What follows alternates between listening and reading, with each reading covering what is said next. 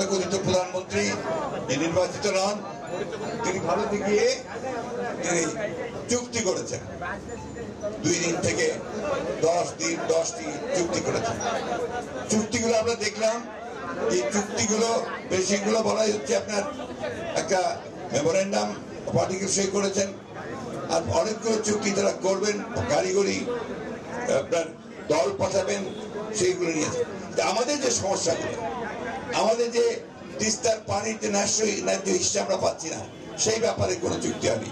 পরন্তু কি হয়েছে, তিস্তা প্রকল্পের যে প্রস্তাব সেই প্রকল্পে অংশগ্রহণ করার জন্য, অর্থাৎ সেখানে বিনিয়োগ করার জন্য ভারতবর্ষ প্রস্তাব দিয়েছে।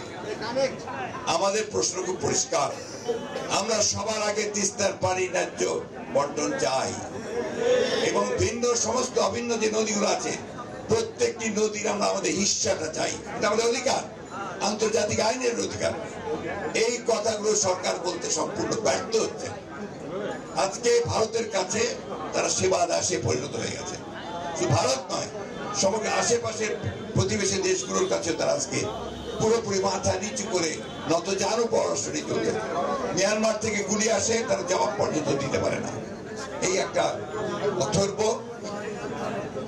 নত জানু শাসক গোষ্ঠী আমাদের উপরে চেপে বসে আছে।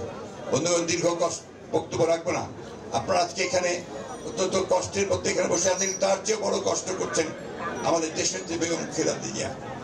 তার জীবন মৃত্যু একেবারে সন্ধিক্ষণে। আমি আপনাদেরকে বলছি যে আপনারা সবাই প্রাণ খুলে তার জন্য দোয়া করবেন। শুধু দোয়া নয়, আমাদের পক্ষে যা কিছু করা সম্ভব তার সুচিকিৎসা করার জন্য সেই চেষ্টাই আমাদেরকে করতে হবে, এবং তার জন্য আমাদের যা করা দরকার সেই চেষ্টা করতে হবে।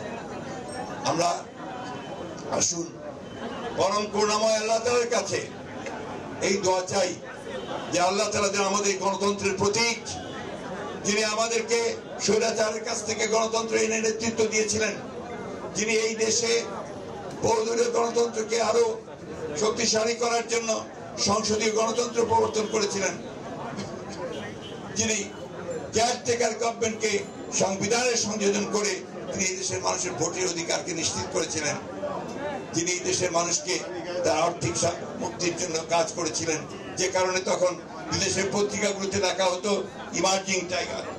একটা ভাগ বেরিয়ে আসছে অর্থনৈতিক দিক দিয়ে বাংলাদেশ। কিন্তু দুর্ভাগ্য, আমাদের সেই নেত্রী আজকে বিনা চিকিৎসায়, আজকে বন্দী অবস্থায়, তিনি আজকে মৃত্যু শয্যায়। আপনারা আল্লাহর কাছে দোয়া করেন। আমি আপনাদেরকে অনুরোধ করব, আমাদের সকল নেতৃবৃন্দের পক্ষ থেকে আসুন আমরা আজকে কায়ে মনোবাক্যে আল্লাহ তাআলার কাছে দোয়া করি যে আল্লাহ তাআলা যেন তার বসে দেন, তাকে আমাদের মাঝে ফিরিয়ে দেন, আমরা যেন তার নেতৃত্বে আবার সবাই আগের মতো জেগে উঠতে পারি, এবং এই ভয়াবহ দানব যে আমাদের রাষ্ট্রের, মানুষের, জাতির সমস্ত কিছু ধ্বংস করে দিচ্ছে, তাকে যেন আমরা পরাজিত করতে পারি। আসুন আমরা সেই দোয়াই আল্লাহর কাছে আজকে চাই, আল্লাহ তাআলা আমাদেরকে সেই তৌফিক দেন, সেই শক্তি দেন, যেন আমরা আমাদের নিজের পায়ে নিজেরা দাঁড়াতে পারি। বন্ধুরা,